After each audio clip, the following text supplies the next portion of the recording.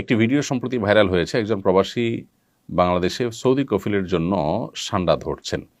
প্রশ্ন হলো, সান্ডা খাওয়া জায়েজ আছে কিনা? সান্ডা সাধারণত মরুভূমিতে হয়ে থাকে এবং এটি সরীসৃপ প্রজাতীয় একটি প্রাণী, দেখতে গুই সাপের মতোই অনেকটা। এই সান্ডা, এটাকে কোরআন এবং হাদিসের ভাষায় দব বলা হয়। এখনও আরব দেশগুলোতে এটাকে দব বলা হয়।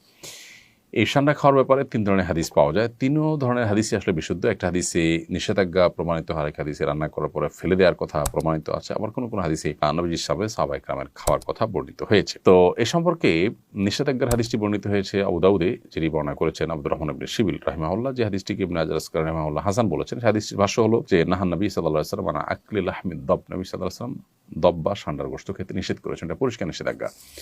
আরেকটি হাদিস বর্ণিত হয়েছে মুসনাদে আহমদে, যেটিকে ইমাম ইবনে হাজাম এবং ইমাম আইনি এবং শাওকানি রাহিমাহুল্লাহ তারা সহিহ বলেছেন।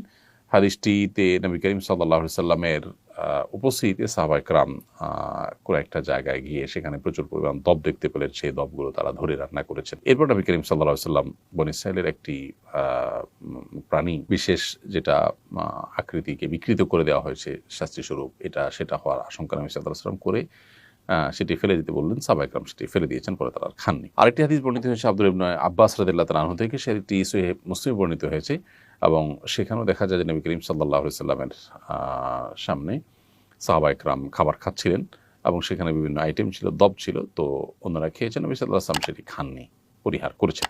তো 3 নম্বর হাদিস থেকে অনুমোদন বোঝা যায়। এসব হাদিসগুলোই বিশুদ্ধ এবং এসব হাদিসগুলোকে সামনে রেখে পৃথিবীর সংখ্যাগরিষ্ঠ ওলামায়ে কেরাম বা বেশিরভাগ ইমামগণই দব খাওয়াকে জায়েজ বলেছেন। আর হানাফি মাযহাবের ওলামায়ে কেরাম এটিকে মাকরুহ বলেছেন, অপছন্দনীয় বলেছেন।